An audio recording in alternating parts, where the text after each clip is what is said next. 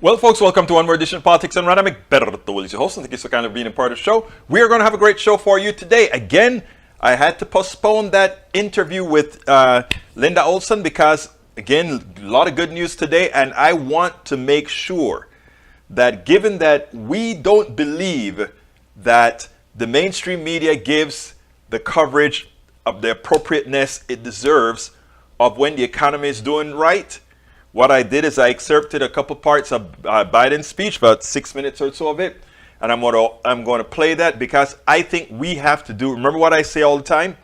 We have to do our job to make sure the message gets out there. We can't depend on those who look for the thing that somehow bleeds the most, but let's try to keep people informed. And for everything that we learned here, let's keep informing, and informing people. But anyhow, let me welcome my dear brothers and sisters.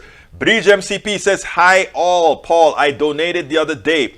Bridge, thank you for donating to Paul. Paul Fleming says, I only have 8 days to reach my goal. Please give to MS Society Donor Drive. Please go ahead and help if you have the ability to do so.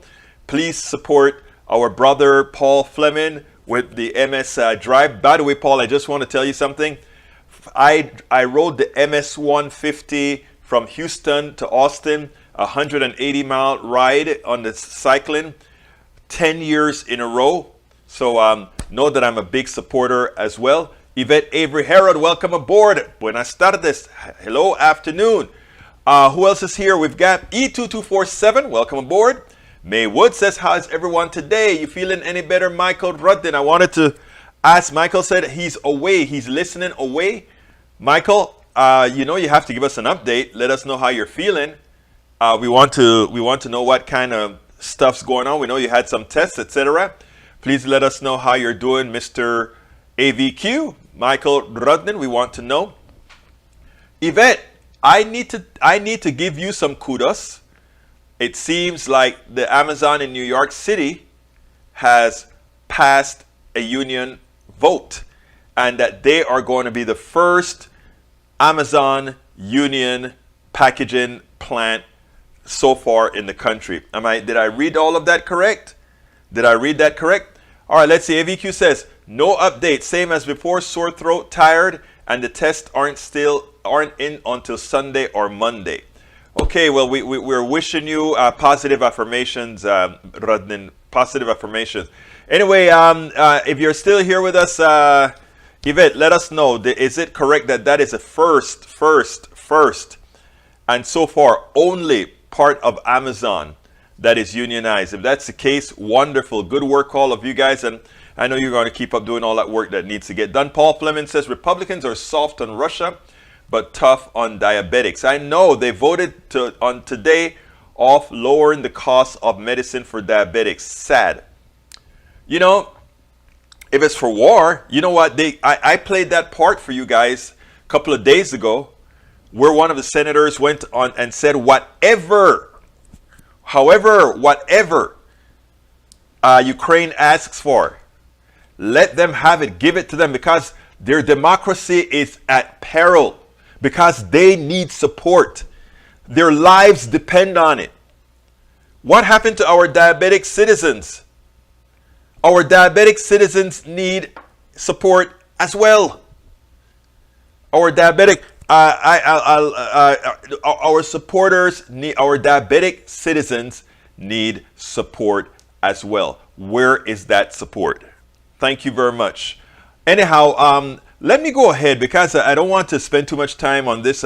Give you guys a chance to read. I'm going to start today, however, with, recently Donald Trump has been really corralling again with Putin, asking Putin to do X, Y, and Z for him.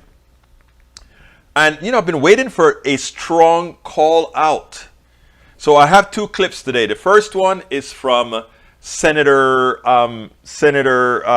Warner calling him out. Did a great job. And just before that had happened, however, Chuck Todd really let a Republican senator have it for the way he answered. But let's go ahead and play. I'm doing it out of order because there's a reason for that. I want you to listen to Senator Warner, and then we'll go ahead and take it on the other side. Watch how Senator Warner came down hard on Donald Trump, aided by Chuck Todd in this particular segment. I think it is important for us to start doing this more often. You know, earlier on, I don't remember if you guys remember in 2015, etc. Donald Trump was always made very outrageous claims, etc., etc., etc., and nobody held him to account. They just looked at it as, there goes Donald Trump again. It seems like people are really taking it seriously this time because they realize he presents an existential problem not only to the United States of America, to the world, because if for some reason a whole lot of misled people decide that they are going to go again and elect a psychopath, then we will be in for quite an ordeal. And I think a lot of the media, a lot of the politicians are now and finally trying to mitigate that. Check this out. We'll then take it on the other side. I think it is both despicable and pathetic that Donald Trump is out appealing to a war criminal, Vladimir Putin, when he is a war criminal against not only the people of Ukraine, but against democracies around the world. His behavior is despicable and, again, pathetic. This is the same Donald Trump, and I remember when we brought together countries who'd been attacked by Russia in misinformation, and we all gathered in Washington on the very day that Donald Trump met with Vladimir Putin in 2018 in Helsinki and was a total lapdog to Putin and basically sided with Putin over all of our American intelligence agencies. And it's the same Donald Trump that basically would not provide Ukraine with defensive weapons for years because he wanted to extract a political promise from Zelensky to help him on his to get dirt on Biden. So, anyone that is defending Trump's recent activities of appealing to Putin, I don't know where you get off on that. And I just my blood boils when I think about what Trump has done and a pattern that has continued literally for years. Senator, I'm going to stay on this topic a minute, and I'll get you. I want to stay on this topic a minute. Do you think it's been a mistake to overly censor Donald Trump and the stuff he's been saying? Earlier this week, he also came out and admitted that, I don't like NATO much. Even now, where you just sit here and it was just, hit me like a ton of bricks. This is the most effective NATO's looked in a decade or more. And to just also trash NATO, a former U.S. president doing it over the last literally the last 96 hours, deplatforming him has sort of protected the public, right? Allows people to say, hey, no one cares about it. Because I understand people have compartmentalized him. There's this idea that he could be incendiary. But sometimes this is what happens when you try to censor. If you try to censor even the good stuff and you think it's a good idea, are we inadvertently de-escalating the threat that he really presents? Yep. Chuck, it's a very fair question. And I got to tell you, NATO a year ago when Biden came in was broken. And the ability to put this coalition back together again in a united way, when you've got the Germans actually paying their fair share and taking on Nord Stream 2, that took work. And I don't know the answer to the question. I don't want Trump out there being able to violate the very standards of Twitter or Facebook, and I think they need some standards. Mm-hmm. And clearly, we're not silencing him. He has an outlet on some of these far right wing media where he's speaking to people that believe this garbage. But when when the Ukrainian people are literally, as I believe, not just fighting for their freedom, but they are fighting on behalf of democracies across the world, and you got a former president of the United States once again kowtowing to Putin and asking for political dirt and undermining NATO. I never thought I'd see this behavior, and how you regulate or deal with that. I wish I had a better answer for you. I don't. I don't know. There's a lot of people in this country that are rightly outraged about a former German chancellor playing footsie with Putin. It's outrageous when a former German chancellor does it, and that's outrageous when a former U.S. president does it. It is outrageous, outrageous, outrageous, whoever does it. And you know what? It is great to see that both the senator and the host is actually calling out Donald Trump for the treasonous behavior that he's displaying, for the lack of patriotism, it is amazing that we can sit back and have this guy here. There should be something one should be able to do about what he's doing, because again, it is a clear and present danger, but we'll see what happens going forward. We'll see what happens in the future. But you know, for the Senator Warner and for Chuck Todd really addressing Donald Trump head on, I think it's a good thing for a change. We spend a lot of time deconstructing the news, trying to parse it in.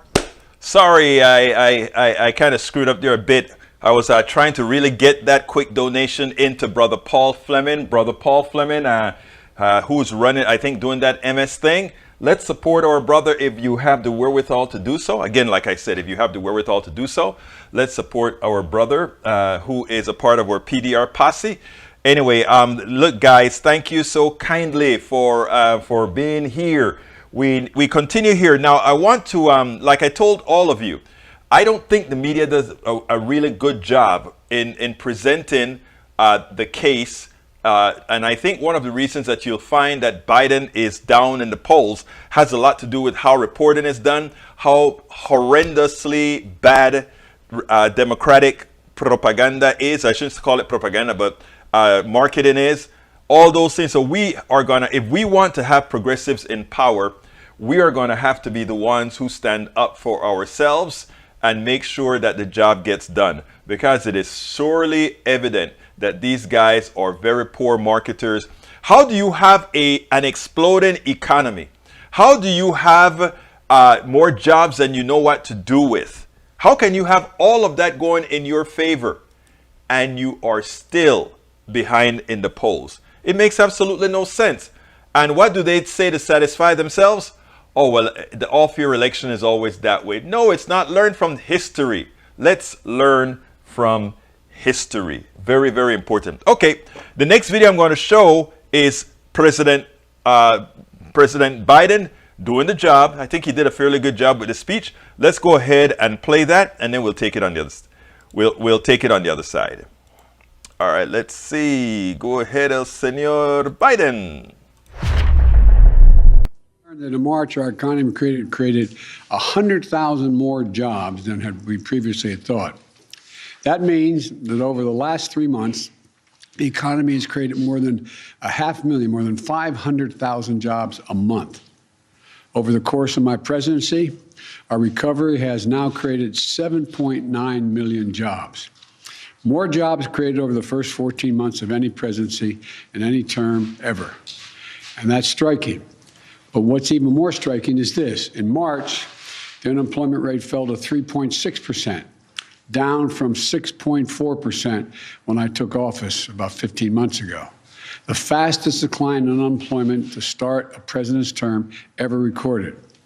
In fact, there have been only 3 months in the last 50 years where the unemployment rate in America is lower than it is now.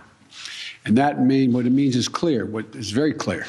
Americans are back to work, and that's good news for millions of families who have a little more breathing room and the dignity that comes from earning a paycheck, just the dignity of having a job. And more Americans get jobs as they do. It's going to help ease the supply pressures we've seen. And that's good news for fighting inflation. It's good news for our economy, and it means that our economy has gone from being on the mend to being on the move. You know, the American people, I think they're beginning to understand that this American Rescue Plan, and there's no reason why they should know the names of all these pieces of legislation that got passed. But the American Rescue Plan, with it, we were able to get Americans vaccinated, schools opened, and businesses humming. A leading financial firm, Moody's, estimated that because of the rescue plan, 4 million more American jobs were created, and unemployment is 2% lower than it would have been had we failed to move that legislation. Thanks to our infrastructure law, we have more than 4,000 projects getting started this year, 4,000 in every single state in America, total of 4,000, and all 50 states rebuilding America. We're building a recovery worthy of American workers, strong and resilient. And we're going to be able to overcome the headwinds that it has of Delta, Omicron, and even war in Europe. Our policies are working, and we're getting results for the American people, which is what it's all about, to state the obvious. Record job creation, record unemployment declines, record wage gains. And by the way, jobs and unemployment are not just another statistic. They go directly to the core of what the economy represents, the ability for hardworking Americans to live with dignity, support their families, and build a better life for their children. People are making more money. They're finding better jobs. And after decades of being mistreated and paid too little, more and more American workers have real power now to get better wages and to do what's best for themselves and their families. Some people see that as a problem. We've had this discussion in the past. I don't. I see it as long overdue. So when you hear these numbers, they're not statistics. It's a statement of the type of economy we're fighting for. An economy, as I've been saying from the beginning, built from the bottom up and the middle out, not from the top down. When we do it that way, everybody does well. Everybody wins. Even though we created a record number of jobs, I know, that this job is not finished. We need to do more to get prices under control. Putin's invasion of Ukraine has driven up gas prices and food prices all over the world. To help deal with that, yesterday I authorized the release of 1 million barrels per day for the next 6 months from our Strategic Petroleum Reserve. Acknowledge this by far is the largest release of our national reserves in our history. It is a wartime bridge, is the way I look at it, to increase our oil supply as we work with our U.S. oil producers to ramp up their production to get us through this period. I've coordinated this release with partners and allies around the world. This morning, over 30 countries from across the world convened in an extraordinary meeting and agreed to the release of tens of millions of additional barrels of oil onto the market. Hundreds of hours of meetings with key allies, keeping them together, is paying off. Nations are coming together to deny Putin the ability to weaponize his energy resources against American families, not only American families, but families in Europe and around the world. I've also made it a priority to get America's fiscal house in order. Under my predecessor, the federal budget deficit went up every single year, every year. As I committed when I was running this and I got here, we're going to turn that around. In fact, last year in 2021, we cut the federal deficit by more than $350 billion. And this year, in 2022, we're on track to cut the deficit by more than $1.3 trillion. $1.3 trillion. That would be the largest one-year reduction in a deficit in U.S. history. And it's particularly important now as we work to reduce pressures on inflation. That's what happens when you reduce the deficit. So here are the facts. It was the previous administrations whose reckless policies and mismanagement led to the record budget deficits. In my administration, that's getting the deficit under control. In fact, I just released my budget this week, and it shows going forward, we can cut the deficit by another $1 trillion over the next decade, while still making prudent investments in economic growth and climate and other equitable economic decisions. But to do that, we have to be willing to do something previous administrations and Republicans today refuse to do. We need to make sure corporations and the super wealthy begin to pay their fair share. Here's one example. Right now, billionaires, and there's not a whole lot of them in the country, maybe I won't give a number because I don't know for sure. They average less than 1%. But my point is billionaires pay an average rate of only 8% on their total income. A family led by a firefighter and a teacher can pay double that income tax rate, double what a billionaire pays, double the 8%. So my budget has a billionaire minimum tax, a 20% minimum tax that applies only to the top 1/100th of 1% of American households. Billionaire minimum tax is fair. And here's the deal. It raises $360 billion that can be used to lower costs for families and cut the deficit. And I would add, nobody making less than you're tired of hearing me say it, but no one making less than $400,000 a year will pay a single penny more in federal taxes. But I've said in the past, I'm a capitalist. I have no problem with people making as much money as they are capable of making. But I'm asking you one simple question: just pay your fair share. Pay your fair share, that's all. That's it. Just your fair share. And no one can argue that 20% for a billionaire is unfair. Here's what this adds up to. We're going to continue to create jobs, bring down the cost for families, and rein in deficits left by my predecessor. All important steps in to continue our historic progress to build a better America. I said from the outset, we're the only country in the world that comes out of crises stronger than we went into them. That's what we're doing here. I want to thank you all for showing up today, and we'll have plenty of time to answer questions about other items other than the jobs report. Before I go into answering some of what you guys have put out there, because I really want to get to some of the stuff that you're talking about. You guys have so much material in the thread that needs to be spoken about that it's like, oh my God. But don't forget, some of this stuff maybe should spill over into our meetup tomorrow, which is Ask Egberto Anything, tomorrow at 11 Central. So don't forget to go to politicsdoneright.com/Ask Egberto and sign up for Ask Egberto Anything. Let me go ahead and put that link in there now. Sign up for Ask Egberto Anything, because we have a lot to talk about, especially given some of the information that I see in here. So I'm going to put that link in here. Ask Egberto. It is politicsdoneright.com/Ask Egberto. All right, I'm going to start from where I'm at in the feed now, and then go up. So some of your stuff is going to be older.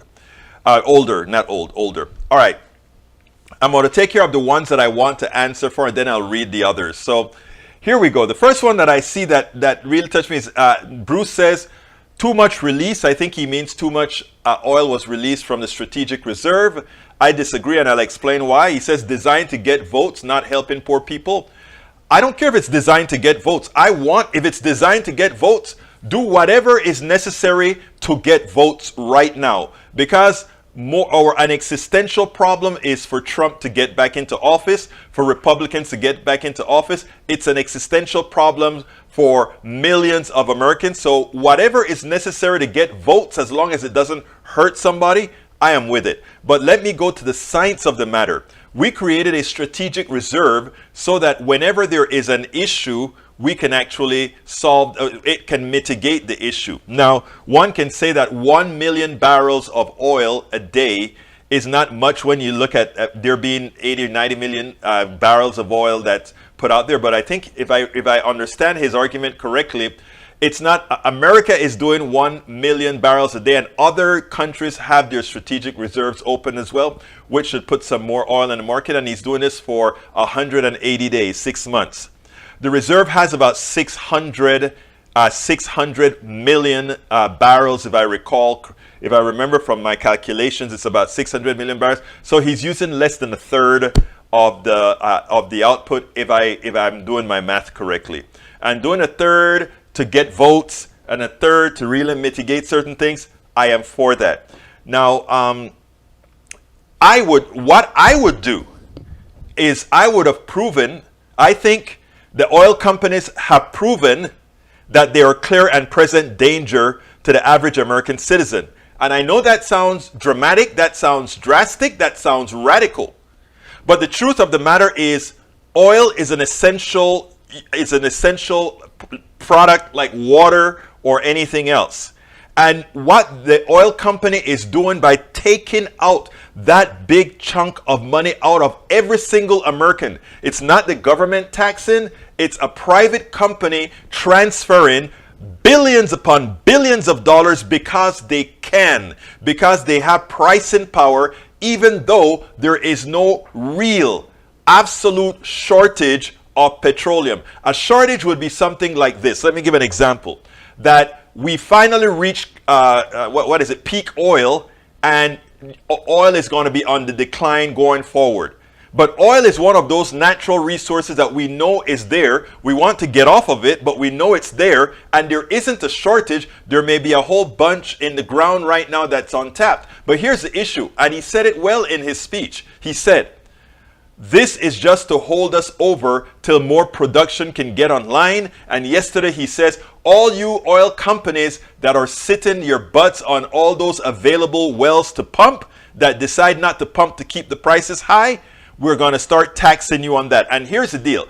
I posted in my article yesterday where you have CEOs saying, we are not going to, we have the capacity to produce more, but we're not. We love the price of oil, even if it gets to $200 a barrel. I put that in the blog, and I give the reference of which CEO actually said, even at $200 a barrel, they're not going to increase production. That is what's called pricing power, cornering the market, and holding the American people hostage.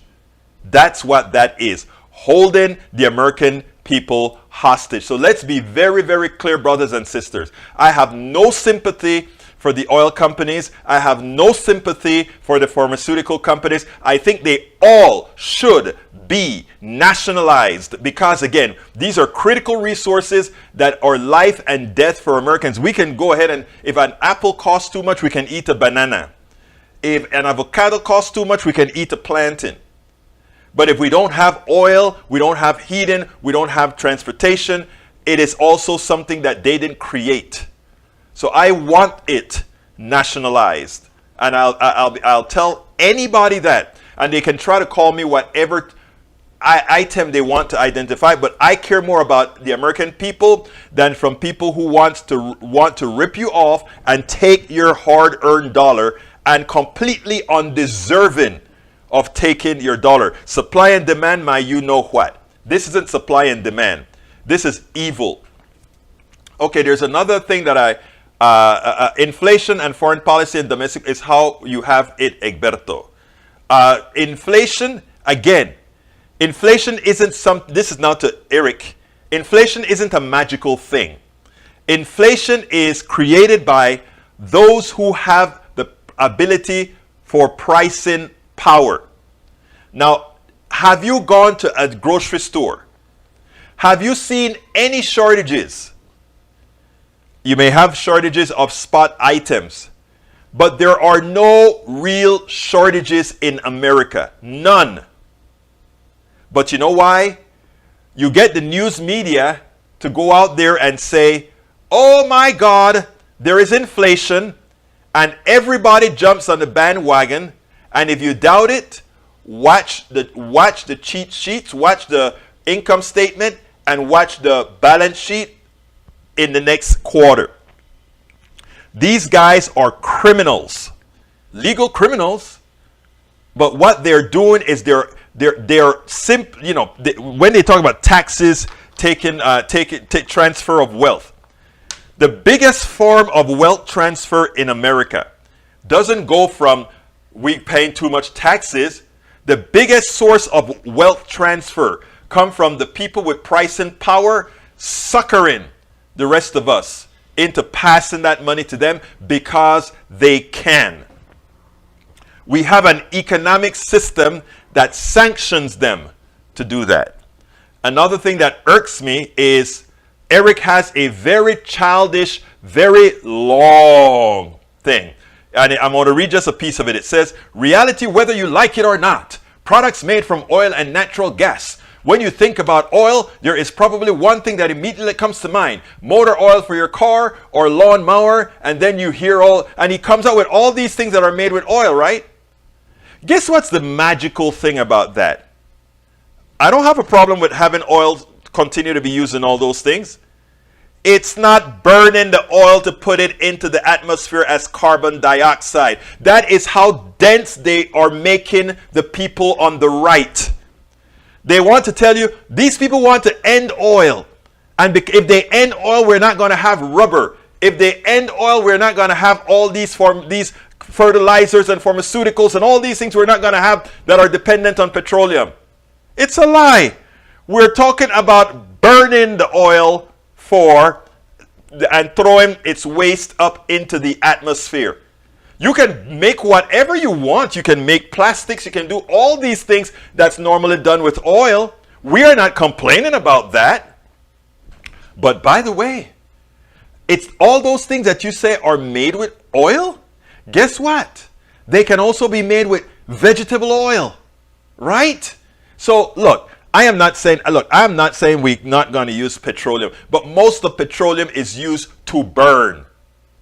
Most of petroleum is used to burn.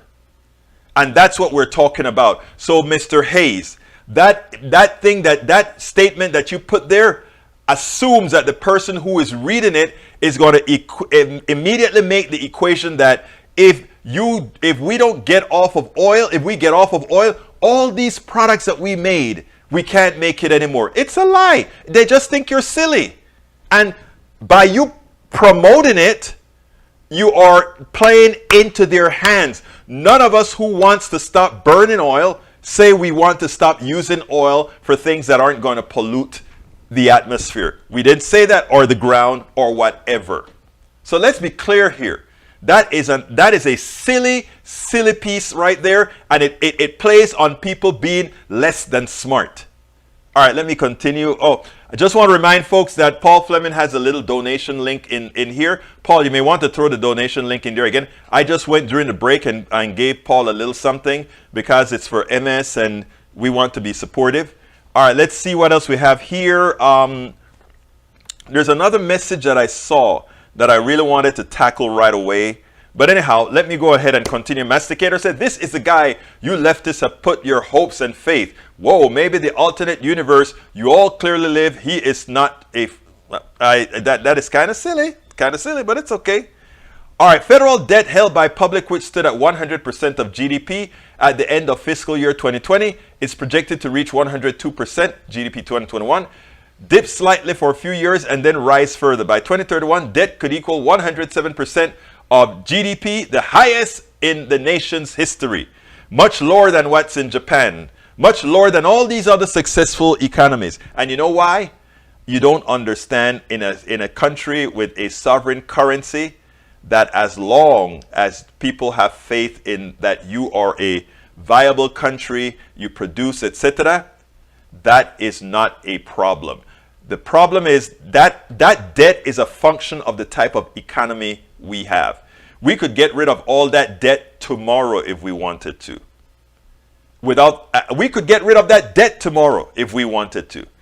Only problem about it is based on the way the people in the private sector work, who, you know, it would really destroy the economy because of inflation, etc. But there's a lot of things they don't tell you, they don't teach you in business school that you have to get and learn. There's a lot of common sense things that you can get as well, or if you can talk to economists that aren't owned by the plutocracy, you can get a lot of this good information, folks. Carl Cox says, Egberto, have mega rich image corporations pay their fair share of taxes, eliminate corporate welfare. I agree. Masticator says, do whatever is necessary to get votes. Can I use the same strategy? Yes, you can. That's the strategy you guys have always used. In fact, I've been trying to get Democrats to follow Republicans in that regard. You guys would say anything to get a vote, and then you screw the American people. I want Democrats to say anything to get a vote and then support the American people. Get the difference? Melanie Keelan, how are you doing, my friend?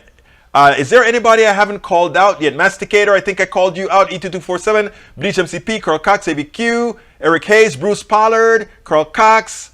I think I've called, let me see, I'm going down the list to see if I need to call other people out.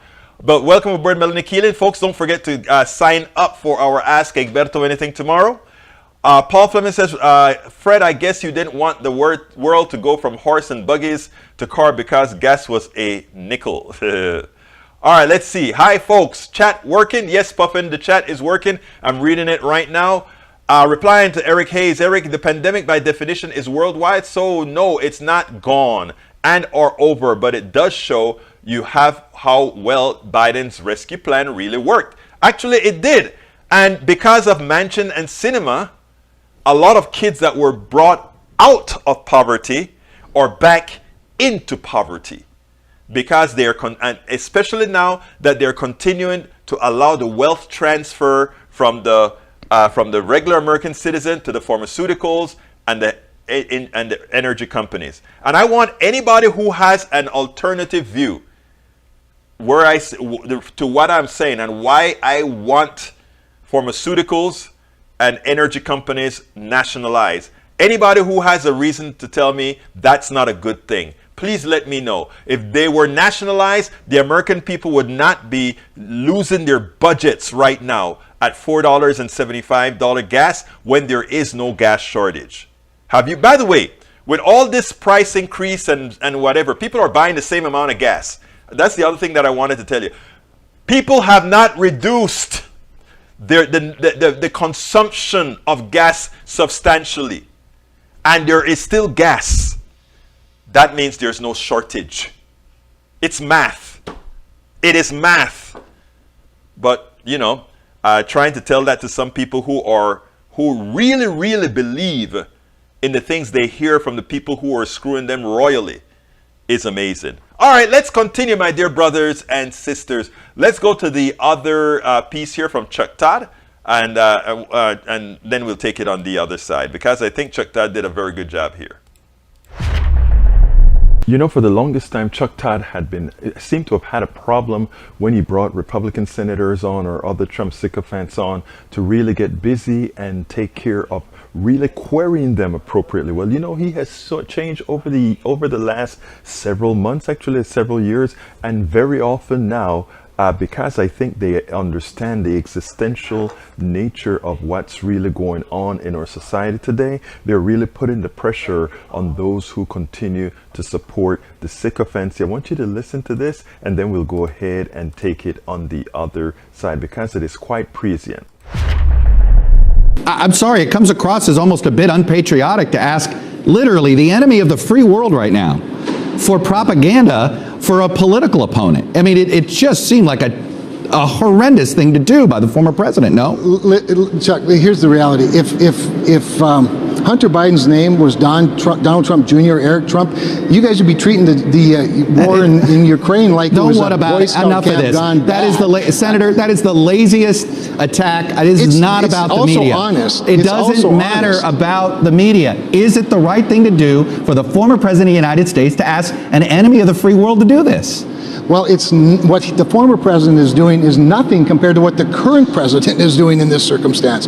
That's really the bigger issue. Donald Trump is Donald Trump. He hasn't changed. He's not going to change. It's more interesting to the Washington press corps than it is to the general public. Was it the wisest thing in the world to say? Perhaps not, but he's Donald Trump, and he says these things. And the reality is that Vladimir Putin is a war criminal. I wouldn't trust anything that came out of it. If he had actual evidence that a crime was committed, if any of us had evidence that a crime was committed, we ought to present it. That's obvious. The problem is, to your point, the source would not be a trustworthy source, obviously. But once again, Donald Trump baited you all, and you all took the bait, and now we're having a discussion about the Bidens. Look, I'm not gonna debate you about whether Trump gets too much coverage or not enough. Right. But he is the leader of your party, sir. At the end of the day, whether you like it or not, he's the leader of your party. Are you comfortable with the leader of your party playing footsie with Vladimir Putin? Well, here's what I know. Playing footsie with Vladimir Putin, the evidence that has come out of the recent investigation shows that there's evidence that Democrats fed information into the White House to plant false evidence that he colluded with the president. Does that make You're what never Donald interested Trump in those do? things. How does that make what Donald Trump is doing somehow better? Well, first of all, it doesn't necessarily make it better, but he's a former president. We have a current president who has called for regime changes in Russia. That's dangerous. We have a current president who says that sanctions are never intended or would never deter Vladimir Putin. We're all going, why did we issue sanctions then? And so, no, I'm way more concerned, and I think the American people are, with the current president and his behavior and really the lack of scrutiny of it compared to a former president who has a long history of saying sort of outrageous things, whether seriously or not seriously, and being taken way, way, way too too seriously, frankly, by a press corps that's all too anxious to jump on an interesting personality, to say the least. But I might also add, Chuck, that when Donald Trump was president, Russia didn't invade Ukraine. Russia's invaded Ukraine only when the Bidens have either been vice president or president. So, I kind of like that style of leadership. And by the way, he brought the price of oil and gas down by unleashing American innovation and energy. Again, look, rationalize on that stuff. That's a political argument. That's fair. Again, working with the enemy seems to be a bridge too far. Senator Kevin Cramer, Republican from North Dakota. Appreciate you coming on. Working with the enemy seems like a bridge too far. Working with the enemy. And then he goes ahead and he said, that is lazy thinking, Senator. I mean, when you see a Chuck Todd comes out and really digs into a senator like that, when normally we remember the days when he was usually very casual with any Republican that showed up onto his program, he always tried to, I wouldn't say appease, but always try to find the false equivalence that we all know is never there. It is great to see that maybe they're noticing that they were a part of the problem that created what Donald Trump was, and in so doing now they're making sure to be a lot more not even-handed, but truthful, and also calling out that which needs to be called out. In this case, I got to say again, Chuck Todd, good job. Absolutely good job on this one. But anyhow, Bridge, yes, that's exactly what happens.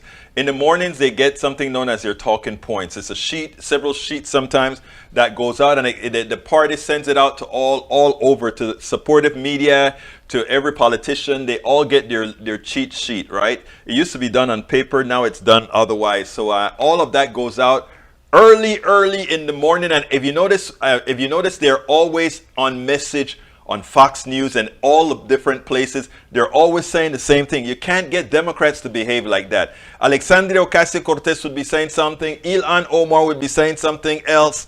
And so you are pulling in so many directions that the American population, and by the way, I don't have anything against going in opposite directions like that, because I think that's a reality, right? But that doesn't lend itself to a cohesive message that everybody kind of hyperventilates on. But they get their papers every morning, what needs to be said. In fact, I used to get on that little list, I was on one of those lists that got you the talking points of the day. I got the Republican talking points for the day. And everybody starts saying the same thing. And the thing about it is, if you say it enough times, it becomes, the people who believe in that crap, it becomes their reality.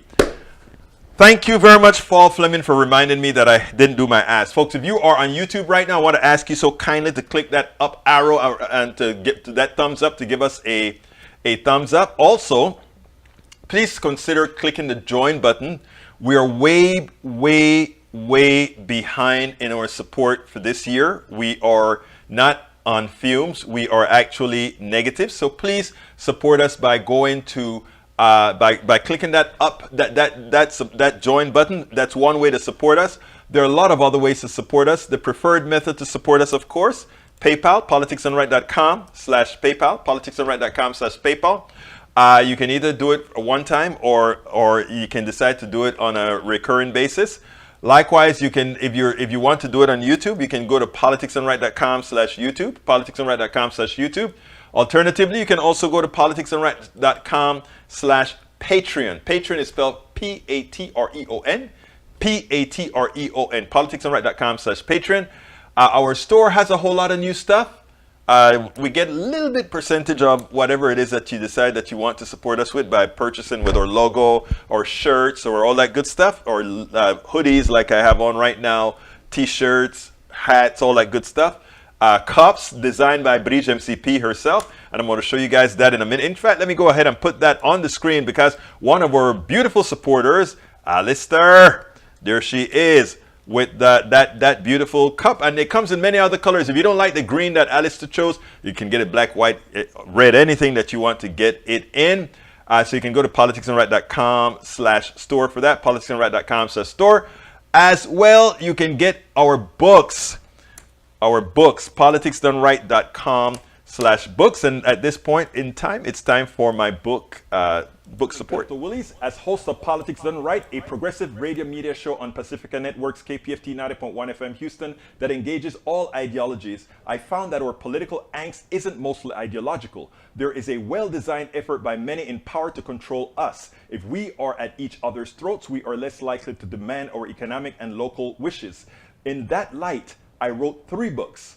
I wrote the first one titled, As I See It, Class Warfare, the Only Resort to Right-Wing Doom, to describe the entire economy in a manner we can all understand. It highlights why it was designed to pilfer most as it empowers a few, the chosen. The second book, titled, It's Worth It, How to Talk to Your Right-Wing Relatives, Friends, and Neighbors, take it to the next level. After understanding how the system pilfers, it is incumbent that we can speak to our peers to empower a change. The third book, How to Make America Utopia, Take Away the Economy from Those Who Rigged It, gives us a place to land. After learning about our economy that is dysfunctional for most and learning how to engage the other side, we point out what would make an economy that works for all. Each book stands on its own, but together they provide the full picture. Please consider getting one or more. You will undoubtedly learn, be entertained, and help us continue the mission with our blogs, articles, videos, and books. Well, Bridge MCP wanted me to show you this picture. She just put it in the feed. That is a picture of what we look like when we're here broadcasting both here and on air at KPFT. That's the studio where we have all the different computers that do different things, etc. That is a picture that I had on Facebook today that she wanted me to show. There you go. A friend of mine came into town and she went ahead and took this picture while I didn't know she was doing the picture. So Bridge, you ask, we provide. Anyhow, let's get back to business, my brothers and my sisters. I think I missed this one here. Bingo, there we go. All right, I have another video, but before I go with that video, let me see if there are other things that I need to answer real quick. Like, by the way, Egberto, how is the TikTok going? I did TikTok once. I have to reevaluate how to do it. I had 370 people watching live, but many of them wanted some interaction that I didn't know about how TikTok works. So what I'm probably going to do, according to my daughter, is have a separate short Politics Done Right for TikTok, because evidently you need to have some sort of an interaction with the people. So what I'll probably do is create a 15-minute program or something that I just talk to them, answer real quickly, and call it a day. Rocket science, Egberto? Yeah, rocket science. Okay, let's see what else we got here. Maywood says, yeah, that was Maywood asking. By the way, guys, go to TikTok. Look me up, Egberto. In fact, I should have had that link in here for you so that you can go ahead and then click on TikTok. I'll have it tomorrow. I'll have it in the chat in a little bit. Tell you what, let's go ahead and play my last video. And then we'll take it on the other side. This one is something that Tom Brokaw had to say. Tom Brokaw, you could see that he believes that that Putin believed that Biden was weak because he actually listened to the misinformation from Fox News and the right. And in doing so, he calamitously invaded the Ukraine. And by doing so, by invading Ukraine, he actually showed the world how weak his army was. I mean, to win this war, he'll have to go ahead to scorch earth kind of a thing, which is very expensive, murderous, and all of that. He thought he was going to go in and win in 4 days because, again, listening to Fox News and being the president is weak and he wasn't going to be able to get all the nations together to put sanctions. He believed Fox News. So check out, I found it amusing what Tom Brokaw had to say. So check this out and then we'll take it on el otro lado. The current state of Vladimir Putin reminds me of that famous line from boxer Mike Tyson. He said, everyone has a plan until they get punched in the mouth. Well, guess what? Who's getting punched in the mouth right now? From the beginning, Putin has been a warmonger with a sour face. He obviously thought he could run over Ukraine while President Biden was under constant attack. by Fox News and ever more poisonous right-wing political organizations. Putin thought Ukraine's president was just a boy comedian. Well, President Biden and President Zelensky are not in hiding like Putin. They're taking him on, thank God. But the senseless death of brave Ukrainians, men and women and children, the destruction of a fragile Ukrainian economy, homes and jobs goes on. And for what in the final analysis? Where are the so-called smart men of Russia, the oligarchs who have gotten filthy rich because of Putin? The march of folly just goes on, and more people, tragically, will die as a result. And Joe, it's worth remembering the night the Berlin Wall came down, one of the great, great moments in history, freeing all those people on the other side of the Iron Curtain. Vladimir Putin was a KGB agent, and he has openly said that he wept that night, not out of celebration, but out of sorrow because of what was happening. He didn't want anybody in his country to be free to make decisions for themselves, and he has pursued that ever since. That tells you more than you need to know about it. I had several interviews with him, and he was never anything but cold-blooded, and never anything but a guy who was going to try to run the Russian, all the parts of the Russia in a way that he wanted to, which was as a KGB agent. And that is who Donald Trump and his sycophants think is so strong. Mr. Putin, you remember how they used to talk about him on Fox News? This was a strong guy, man. This was a guy that deserved everything that, I mean, it was amazing, the sycophancy that we had for El Señor Putin, right? But guess what? It all came crashing down. It all came crashing down, and good for him. But anyhow, folks, we are coming, let's see, we have about 6 more minutes left to go. Let me check on a few things here and see if I can follow a few things here. Para ver. Okay, great. Let's go ahead and start answering your questions again, or making comments on your comments. Reptile Eye, so they say. Yeah, I guess so. Let me go scroll up. Egberto, where is the video you made? I saw today that picture. Okay, let's see what else we got here. We got para ver. Paul Fleming said, awesome. Eric Hayes says, Maywood, haven't noticed, my friends. Let's see, grocery store, more gas, more electric, more shall I continue? And I would bet that most here and beyond have noticed. I don't know what you're saying. I wasn't asking if prices went up. I was saying people are pretty much buying the same amount of food, which means they're going in debt. They're buying the same amount of gas. They're buying the same amount of everything, right? That's what Americans are doing now. They're buying, again, this is simple math, Eric. This is important. And all of you that are listening, both on later on podcasts and otherwise, this is why it is so important for us to do our own thinking and not allow the mainstream media to do the thinking for you. Because they are the ones who allow you to accept getting the shaft as corporations don't get the blame. Notice, let's look at somebody like Eric or others in the room who are defending private corporations and attacking the government, right? It isn't the government that set prices. It's private corporations that set prices. And if you believe in supply and demand, you will only get price increases if there's more demand than available supply. Now, here is it again. Let's see at the end of the. I can give it to you right now.